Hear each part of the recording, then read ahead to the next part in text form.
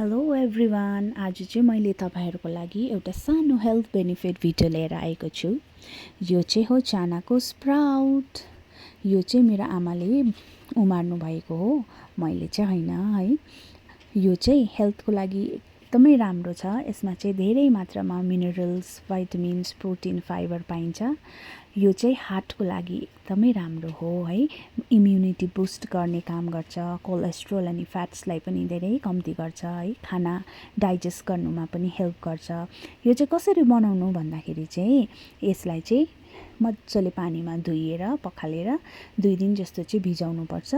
अनि चाहिँ चानालाई चाहिँ एउटा चाल्नीवाला भाँडामा राख्नुपर्छ। त्यो मुनि चाहिँ पानी भरेर एउटा भाँडा राख्नुपर्छ, जसमा चाहिँ त्यसको जरा गएर चाहिँ पानीमा जाओस् है। तपाईहरुले पनि घरमा यसरी बनाएर खानु सक्नुहुन्छ है। यो चाहिँ कसरी खानु भन्दाखेरि चाहिँ हामी चाहिँ यसलाई सलाद बनाएर खाने गर्छौं है। यो चाहिँ एकदम राम्रो छ हेल्थको लागि। तपाईहरुले पनि ट्राई गर्नुस् होला है। Thank you. आजलाई यति नै।